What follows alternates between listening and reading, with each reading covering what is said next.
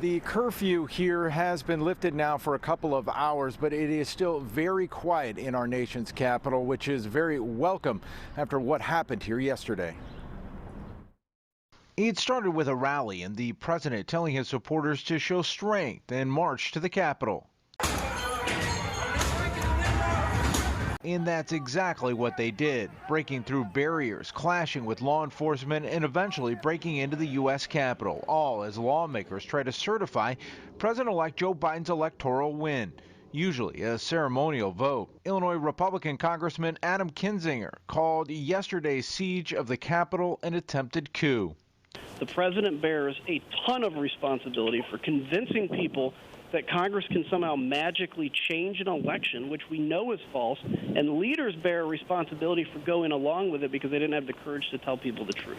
Once lawmakers were evacuated, rioters found their way into the Senate chamber, where they made themselves at home. On the House side of the Capitol, police guarded the chamber door from armed intruders at gunpoint. Rioters made their way into Speaker Nancy Pelosi's office. The words of a president can inspire. At their worst, they can incite. And therefore, I call on President Trump to go on national television now to fulfill his oath and defend the Constitution and demand an end to this siege. President Trump responded by posting a video on Twitter telling people to be peaceful, but still refused to acknowledge the fact that he lost the election.